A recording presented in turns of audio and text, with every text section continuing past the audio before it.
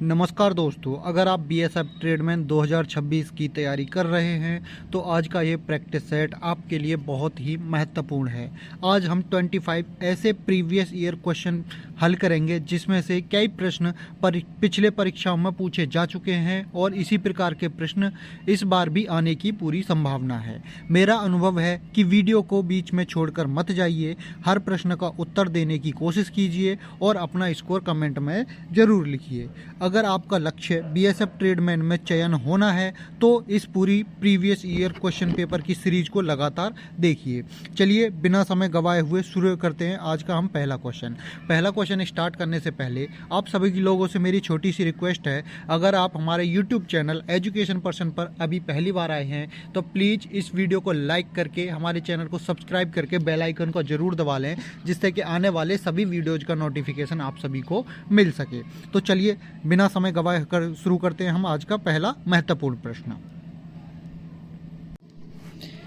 आज का हमारा पहला क्वेश्चन है, भारत में तुर्कों का पहला आक्रमण किसके नेतृत्व में हुआ था? तो चार ऑप्शन दिए जाएंगे, इनमें से आपको राइट आंसर बताना होगा। तो बताइए दोस्तों, पहले क्वेश्चन का आंसर क्या होगा? भारत में तुर्कों का पहला आक्रमण किसके नेतृत्व में हुआ था? तो इसका राइट आंसर जाता है दोस्तों ऑप्शन नंबर डी के साथ में। महमूद गजनबी के समय में भारत में पहला जो तुर्कों का आक्रमण हुआ था। तो ऑप्शन डी इसका राइट आंसर हो जाएगा। चलते हैं अगले क्वेश्चन की तरफ। अगला क्वेश्चन है क्वेश्चन नंबर 2, वर्धमान ट्रॉफी किससे संबंधित है? कुश्ती से, मुक्केबाजी से, भारोत्तोलन से या फिर कबड्डी से? जल्दी बताइए, वर्धमान ट्रॉफी का संबंध इनमें से किससे है? तो इसका राइट आंसर क्या होगा? इसका राइट आंसर जाता दोस्तों ऑप्शन नंबर सी के साथ में। वर्धमान ट्रॉफी का संबंध भारोत्तोलन से होता है। ऑप्शन सी इसका राइट आंसर हो जाएगा। ठीक है, चलते हैं अगले क्वेश्चन की तरफ। अगला क्वेश्चन है क्वेश्चन नंबर 3, निम्नलिखित में से किसने अंग्रेजों के विरुद्ध 1857 के संघर्ष में भाग नहीं लिया था? आप इस क्वेश्चन में बोला गया दोस्तों, जो 1857 की क्रांति हुई थी उस क्रांति में इन चारों में से किसने भाग नहीं लिया था? तात्या टोपी ने, टीपू सुल्तान, रानी लक्ष्मीबाई या फिर नाना साहेब ने? तो इसका राइट आंसर क्या जाता है? 1857 के विद्रोह में किसने भाग नहीं लिया था? तो वो थे टीपू सुल्तान। ऑप्शन बी इसका राइट आंसर हो जाएगा। 1857 के संघर्ष में टीपू सुल्तान ने अंग्रेजों के विरुद्ध इस संघर्ष में भाग नहीं लिया था। ठीक है, चलते हैं अगले क्वेश्चन की तरफ। हमारा अगला क्वेश्चन है क्वेश्चन नंबर 4, किस देश की क्लियर पोलो शॉक पुरुषों के अंतर्राष्ट्रीय एक दिवसीय मैच एम्पायरिंग करने वाली पहली महिला एम्पायर बनी है? तो पहली महिला एम्पायर किस देश की बनी है? जल्दी बताइए। तो इसका राइट आंसर जाता है दोस्तों, इसका राइट आंसर जाता है ऑस्ट्रेलिया की। कौन? ऑप्शन डी इसका राइट आंसर हो जाएगा। ये ऑस्ट्रेलिया देश की क्लियर पोलो शॉक पुरुषों के अंतर्राष्ट्रीय एक दिवसीय मैच में एम्पायर करने वाली पहली महिला कौन बनी है एम्पायर? तो वो किस देश की बनी है? वो बनी है ऑस्ट्रेलिया की। ऑस्ट्रेलिया की पहली महिला जो पुरुषों का अंतर्राष्ट्रीय एक दिवसीय मैच होता है उसमें एम्पायर बनने के लिए ऑस्ट्रेलिया से एक महिला का चयन हुआ है एम्पायर में। ठीक है, चलते हैं ऑप्शन डी इसका राइट आंसर हो जाएगा। चलते हैं अगले क्वेश्चन की तरफ। अगला क्वेश्चन है क्वेश्चन नंबर 5, सामान्य वयस्क व्यक्ति के हृदय का वजन लगभग कितना होता है? किसका? जो सामान्य वयस्क व्यक्ति होता है उसके हृदय का वजन कितना होता है? तो इसका राइट आंसर जाता है दोस्तों ऑप्शन नंबर बी के साथ में 300 ग्राम। सामान्य वयस्क व्यक्ति के हृदय का वजन कितना होता है? वो होता है 300 ग्राम। ऑप्शन बी इसका राइट आंसर हो जाएगा। ठीक है, चलते हैं अगले क्वेश्चन की तरफ। अगला क्वेश्चन है, भारतीय स्टेट बैंक का मुख्यालय कहां पर है? किसका? एसबीआई का मुख्यालय पूछा है। जल्दी बताइए इसका राइट आंसर कमेंट में। तो एसबीआई का मुख्यालय कहां पर स्थित है? जल्दी बताइए क्वेश्चन नंबर 6 का आंसर। तो इसका राइट आंसर जाता है दोस्तों ऑप्शन नंबर ए के साथ में। एसबीआई का मुख्यालय मुंबई में स्थित है। तो वो बच्चे कमेंट करें जिनमें से अभी तक जो 6 क्वेश्चन मैंने कवर कराए हैं 6 में से 6 बिल्कुल राइट हैं, वो सभी बच्चे कमेंट में जरूर बताएं अपना आंसर। तो एसबीआई का मुख्यालय कहाँ पर है? एसबीआई का मुख्यालय मुंबई में स्थित है। ठीक है, अब आपसे मैं पूछता हूँ एसबीआई की स्थापना कब हुई थी? क्या स्थापना? एसबीआई की स्थापना कब हुई थी? इसका राइट आंसर आप मुझे कमेंट में बताइए। ठीक है, चलते हैं अगले क्वेश्चन पर। क्वेश्चन नंबर 7 क्या कहता है दोस्तों? कौन से भारतीय हॉकी खिलाड़ी के नाम पर जर्मनी में एक सड़क का नाम रखा गया है? जल्दी बताइए, वह कौन से भारतीय खिलाड़ी हैं जिनके नाम पर जर्मनी में सड़क का नाम रखा गया है? रूप सिंह, धनराज पिल्ले, ध्यानचंद या फिर जफर इकबाल? जल्दी बताइए। जर्मनी में कौन से खिलाड़ी के नाम पर एक रोड का नाम रखा गया है? तो इसका राइट आंसर जाता है दोस्तों ऑप्शन नंबर ए के साथ में, रूप सिंह के नाम पर जर्मनी में एक सड़क का नाम रखा गया है। ऑप्शन ए इसका राइट आंसर हो जाएगा। ठीक है, चलते हैं अगले क्वेश्चन की तरफ। अगला क्वेश्चन है, चीन और किस देश ने अंतरिक्ष संभावनाएं तलाशने को लेकर समझौते पर हस्ताक्षर किए हैं? चीन एक तो देश हो गया, चीन और वह देश दूसरा कौन सा है जिसने अंतरिक्ष में संभावनाएं तलाशने को लेकर के एक समझौते पर हस्ताक्षर किए हैं? तो इसका राइट आंसर क्या होगा, जल्दी बताइए। तो इसका राइट आंसर जाता है दोस्तों ऑप्शन नंबर ए के साथ में, नल्ला पाकिस्तान। किसने? चीन और पाकिस्तान ने एक समझौते पर हस्ताक्षर किए हैं जिसमें अंतरिक्ष में संभावनाएं तलाशने को लेकर के ये समझौता रखा गया है। तो इसमें ऑप्शन ए राइट आंसर हो जाएगा, पाकिस्तान के साथ समझौते पर हस्ताक्षर किए हैं। ठीक है, चलते हैं अगले क्वेश्चन की तरफ। अगला क्वेश्चन है दोस्तों, बाल, पाल तथा लाल अत्यंत प्रमुख नेता थे, तो ये किस पार्टी के नेता थे? राजस्व पार्टी के, मिलिटेंट नेशनल पार्टी के, या फिर गदर पार्टी के, या कांग्रेस पार्टी के? जल्दी बताइए। बाल, पाल और लाल ये अत्यंत प्रमुख नेता किस पार्टी से संबंध रखते हैं? जल्दी बताइए इसका राइट आंसर। तो इसका राइट आंसर जाता है दोस्तों ऑप्शन नंबर डी के साथ में, बाल, पाल और लाल। बाल, पाल और लाल ये अत्यंत प्रमुख नेता किस पार्टी से हैं? तो ये कांग्रेस पार्टी के नेता थे। ठीक है, ऑप्शन डी इसका राइट आंसर हो जाएगा। चलते हैं अगले क्वेश्चन की तरफ। अगला क्वेश्चन है दोस्तों, ब्रिटिश शासन के दौरान तत्कालीन मद्रास प्रेसिडेंसी में रैयतवारी प्रणाली की शुरुआत करने वाला कौन था? किसमें? जब ब्रिटिश शासन था तो उसके दौरान तत्कालीन मद्रास प्रेसिडेंसी में रैयतवारी प्रणाली की शुरुआत किसने की थी? जल्दी बताइए इसका राइट आंसर। तो 10वें का राइट आंसर क्या होगा? तो इसका राइट आंसर जाता है दोस्तों ऑप्शन नंबर सी के साथ में, थॉमस मुनरो ने ब्रिटिश शासन के दौरान तत्कालीन मद्रास प्रेसिडेंसी में रैयतवारी प्रणाली की शुरुआत की थी। ठीक है, तो थॉमस मुनरो इसका राइट आंसर हो जाएगा, ऑप्शन सी इसका राइट आंसर हो जाएगा। तो वो सभी जल्दी से कमेंट करिए जिनके अभी तक 10 में से 10 बिल्कुल सही आंसर हुए हैं, तो वो सभी बच्चे जल्दी से कमेंट करके मुझे बताइए। चलते हैं अगले क्वेश्चन पर।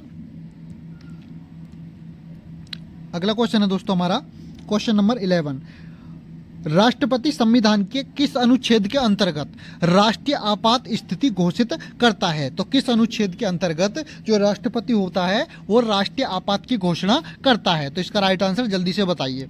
तो इसका राइट आंसर जाता है दोस्तों ऑप्शन नंबर ए के साथ में, अनुच्छेद 352 के तहत, संविधान के अनुच्छेद 352 के तहत राष्ट्रपति राष्ट्रीय आपात की घोषणा करता है। तो ऑप्शन ए इसका राइट आंसर हो जाएगा। ठीक है, चलते अगले क्वेश्चन की तरफ। अगला क्वेश्चन है क्वेश्चन नंबर 12, निम्नलिखित में से किस स्थल को यूनेस्को की विश्व विरासत के स्थलों की सूची में शामिल किया गया है? तो वो स्थल इनमें से कौन सा है जिसको यूनेस्को साइट में शामिल किया है? जल्दी बताइए। तो इसका राइट आंसर जाता है दोस्तों हमारा ऑप्शन नंबर डी के साथ में, सुंदरवन नेशनल पार्क को यूनेस्को साइट में शामिल किया गया है। ऑप्शन डी इसका राइट आंसर हो जाएगा। ठीक है, याद रखना है। अगला क्वेश्चन है दोस्तों हमारा क्वेश्चन नंबर 13, निम्नलिखित में से कौन भारत में कानूनों को बनाता है? किसको? भारत में कानून इनमें से कौन बनाता है? इस क्वेश्चन में आपसे पूछा गया है, जल्दी बताइए। राष्ट्रपति और मंत्रिपरिषद, उच्चतम न्यायालय और उच्च न्यायालय, या फिर ऑप्शन सी में है राष्ट्रपति और संसद के दोनों सदन, या फिर ऑप्शन डी में है लोकसभा और राज्यसभा। जल्दी बताइए भारत में कानून कौन बनाता है? क्वेश्चन नंबर 13 का राइट आंसर क्या होगा? जल्दी बताओ। तो इसका राइट आंसर जाता है दोस्तों ऑप्शन नंबर सी के साथ में, भारत में कौन कानून बनाता है? तो राष्ट्रपति और संसद के दोनों सदन जो होते हैं वो भारत में कानून बनाते हैं। तो ऑप्शन सी इसका राइट आंसर हो जाएगा। ठीक है, चलते हैं अगले क्वेश्चन की तरफ।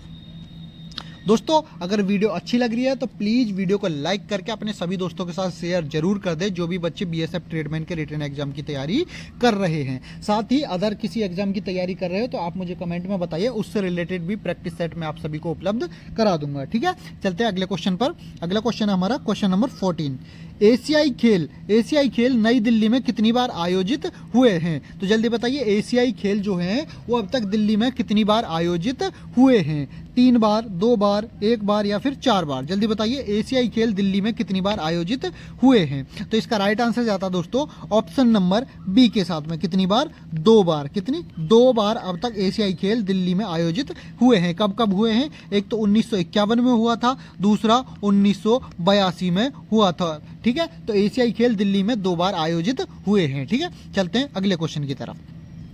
अगला क्वेश्चन है दोस्तों, भारत में प्रथम महिला आईपीएस अधिकारी कौन है? तो भारत की सबसे पहली महिला आईपीएस अधिकारी कौन बनी थी? सरोजनी नायडू, किरण बेदी, बछेंद्री पाल या फिर इंदिरा गांधी? जल्दी बताइए, भारत की प्रथम महिला आईपीएस कौन? आईपीएस, भारत की प्रथम महिला आईपीएस कौन थी? तो इसका राइट आंसर क्या होगा दोस्तों, जल्दी बताओ। इसका राइट आंसर जाता दोस्तों ऑप्शन नंबर बी के साथ में, किरण बेदी। किरण बेदी भारत की पहली महिला आईपीएस थी। ऑप्शन बी इसका राइट आंसर हो जाएगा। तो दोस्तों कितने बच्चे ऐसे हैं जिनके अभी तक 15 में से 15 क्वेश्चन ठीक हुए हैं? जिनके अभी 15 में से 15 क्वेश्चन ठीक हुए हैं वो सभी मुझे कमेंट में अपना स्कोर जरूर बताएं। ठीक है, चलते हैं अगले वीडियो की तरफ, अगले क्वेश्चन की तरफ। अगला क्वेश्चन है दोस्तों, अंकोर वाट मंदिर कहाँ स्थित है? कौन सा? अंकोर वाट मंदिर कहाँ पर स्थित है? तो इसका राइट आंसर जाता है कंबोडिया में। ऑप्शन सी इसका राइट आंसर हो जाएगा। अंकोर वाट मंदिर कहाँ पर है? ये कंबोडिया में स्थित है। ऑप्शन सी राइट आंसर हो जाएगा। चलते हैं अगले क्वेश्चन की तरफ। अगला क्वेश्चन है, अलीगढ़ आंदोलन का संस्थापक कौन है? किसका? अलीगढ़ आंदोलन का संस्थापक इनमें से कौन है? तो इसका राइट आंसर क्या है, जल्दी बताइए। सर आगा खां, मौलाना अल्फात हुसैन या फिर मौलाना सिबली या फिर सर सैयद अहमद खां? जल्दी बताइए। तो अलीगढ़ आंदोलन के संस्थापक कौन थे? सर सैयद अहमद खां। कौन? सर सैयद अहमद खां। ऑप्शन डी इसका राइट आंसर हो जाएगा। अलीगढ़ आंदोलन के संस्थापक सर सैयद अहमद खां थे। चलते अगले क्वेश्चन की तरफ। अगला क्वेश्चन है दोस्तों, सत्याग्रह के 3 प्रमुख स्वरूप कौन से हैं? किसके? सत्याग्रह के 3 प्रमुख स्वरूप कौन से हैं? जल्दी बताइए इसका राइट आंसर। सभी लोगों से मैं इसका राइट आंसर चाहूंगा, जल्दी बताओ। तो इसका राइट आंसर जाता दोस्तों ऑप्शन नंबर बी के साथ में, असहयोग, सविनय अवज्ञा तथा बहिष्कार। ऑप्शन सी इसका राइट आंसर हो जाएगा। क्या?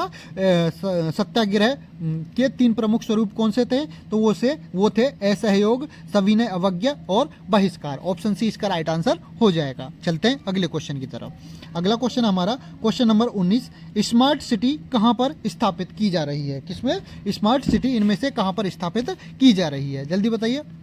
तो इसका राइट आंसर जाता दोस्तों ऑप्शन नंबर ए के साथ में, कोच्चि में। कहां पर? कोच्चि में स्मार्ट सिटी स्थापित की जा रही है। ठीक है, ऑप्शन ए इसका राइट आंसर हो जाएगा। चलते हैं अगले क्वेश्चन पर।